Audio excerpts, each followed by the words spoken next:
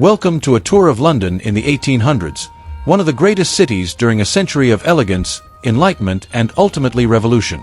Using advanced AI technology, we'll be transforming centuries-old engravings and paintings into photorealistic scenes, giving you a true sense of what life was. London in the early 1800s was not yet the confident capital we imagine today. It was crowded, uneven, loud, and restless. At the dawn of the 19th century, the city stood at the center of the United Kingdom, a nation newly energized by industry and global ambition. But London itself was a contradiction. It was the beating heart of empire, and a maze of narrow, unsanitary streets. It was home to aristocrats and bankers, and to children sleeping under bridges. By 1801, when Britain conducted its first official census, London's population stood at roughly 1 million people. That number alone was astonishing for its time. But here is the real question. How does a city of 1 million become a city of more than 6 million by the end of the century? The answer begins with smoke, and steam, and strategy. The Industrial Revolution did not begin in London. It began in the mills and factories of the Midlands and the North. Cities like Manchester and Birmingham transformed first. Yet London understood something crucial. Power is not only about production. It is about control. London did not merely manufacture goods. It financed them, insured them, shipped them, taxed them. The Bank of in 1800s England, founded a century earlier, had already established the city as Europe's financial nerve center. Merchants gathered around the Royal Exchange.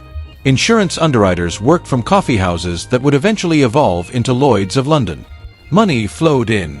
From India, from the Caribbean, from Canada, from Africa, and London positioned itself as the clearinghouse of the world. Strategically, this mattered. In 1800s, London industrial cities could rise and fall. But the city that controls capital, that city becomes untouchable. Meanwhile, on the River Thames, ships crowded the docks. The Thames was not simply a river. It was an artery.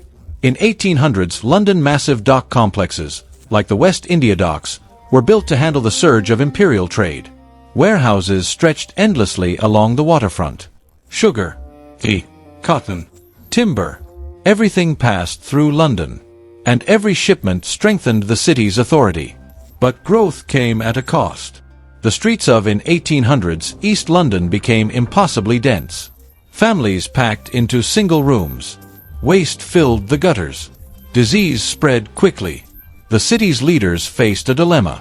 How do you manage explosive growth without losing control?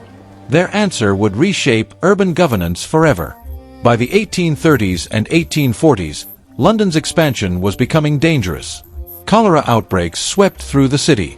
Entire neighborhoods were devastated. At first, officials blamed bad air. But one man began asking a different question. What if the problem was water? In 1854, physician John Snow traced a deadly cholera outbreak in Soho to a single contaminated pump on Broad Street. It was a quiet but revolutionary discovery. For the first time, disease was linked directly to sanitation infrastructure. And London's authorities took notice. Because this was no longer about compassion. It was about stability. A sick workforce weakens a city. A panicked population threatens order. So Parliament acted. The construction of London's modern sewer system, led by engineer Joseph Bazalgette, was one of the most ambitious infrastructure projects of the century. Miles of underground tunnels were built beneath the streets. It was expensive. It was disruptive. But it was strategic. Because a cleaner London meant a stronger London. And strength was everything. In 1800s, London railways began transforming the urban landscape. Stations such as Paddington and King's Cross connected London to the rest of Britain like never before. Rail travel did something remarkable. It expanded the city outward. In London, 1800s middle-class families moved to emerging suburbs, commuting into the center for work. This relieved congestion in some districts, but intensified economic stratification. London was becoming layered. West London shimmered with wealth. The East End struggled in poverty. Yet even inequality had a function. Industrial capitalism relied on cheap labor, and London supplied it. Factories, docks, and workshops operated relentlessly. But there was another transformation happening. Political reform. The Reform Acts of 1832 and 1867 expanded voting rights to segments of the male working and middle classes. This was not pure generosity. It was calculation. By granting limited political inclusion, the ruling elite diffused revolutionary tension. Remember, across Europe, revolutions were erupting. France had overthrown monarchies. Germany was in turmoil. But London remained stable. Not because there was no anger, but because power adapted.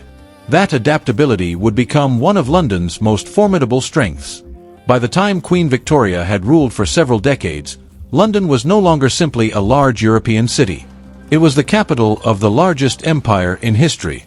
The sun, as the saying went, never set on British territory. And at the center of that empire stood London. The Great Exhibition of 1851, held in the Crystal Palace in Hyde Park, symbolized this dominance. Nations from across the globe displayed their industrial and artistic achievements. But the message was clear. Britain and London were leading the world. Technologically, financially, militarily, strategically. The city's docks handled more shipping than any other port on Earth. Its banks financed railways in South America. Its insurers backed cargo bound for Asia. Its newspapers shaped global opinion. And its navy protected trade routes across oceans. But here is the deeper truth. London's power did not rest solely on force. It rested on systems. Legal systems. Financial systems. Administrative systems. The British civil service expanded and professionalized. Colonial governance became increasingly bureaucratic. And London coordinated it all. Paperwork may not seem dramatic, but paperwork can rule continents. Culturally, the city flourished as well. Writers like Charles Dickens exposed the stark contrasts of wealth and poverty. New museums and institutions opened. Education expanded. But beneath this cultural vitality was a quiet confidence. London was not competing for dominance. It had achieved it. The question was no longer how to rise. The question was how to maintain supremacy. Yet no power remains unchallenged forever. By the late 1800s, cracks were forming. Other nations were industrializing rapidly. Germany's factories grew efficient and formidable. The United States expanded westward and industrial might surged. London still commanded finance. But competition was rising. Domestically, labor movements gained strength. Workers demanded better wages and safer conditions. Trade unions organized strikes. The city's elite faced a choice: suppress unrest aggressively, or negotiate gradual reform. Once again, strategy favored adaptation. Incremental improvements in labor rights were introduced. Urban planning improved. Education reforms expanded literacy. London adjusted. Not out of sentiment, but out of survival instinct. By 1900, London had become the largest city in the world. Its population exceeded 6 million. Its influence stretched across continents. It had endured disease, inequality, political agitation, and global rivalry. And yet it remained at the summit. Why? Because London understood power as a system, not a moment. It invested in infrastructure when necessary. Expanded representation when pressured, defended trade routes with naval supremacy, and above all, controlled capital. While other cities produced goods, London controlled the money. And money shapes empires. London in the 1800s was not merely a city growing with the times. It was a city shaping the times.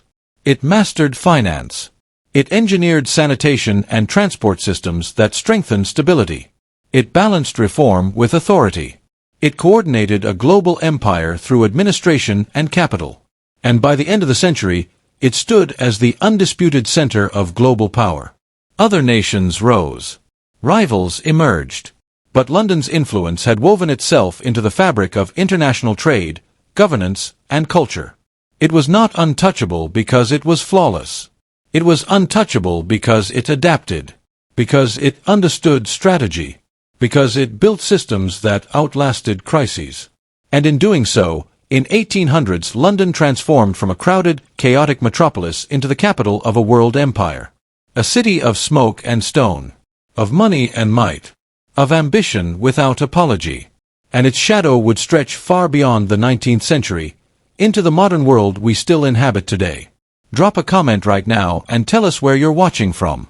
Are you watching from the United States, United Kingdom, Canada, Australia? Our community stretches across the entire world. You're not just a viewer, you're part of keeping these memories alive. Tell us your location. Tell us of someone in your family. Just let us know you're here. Thank you for watching.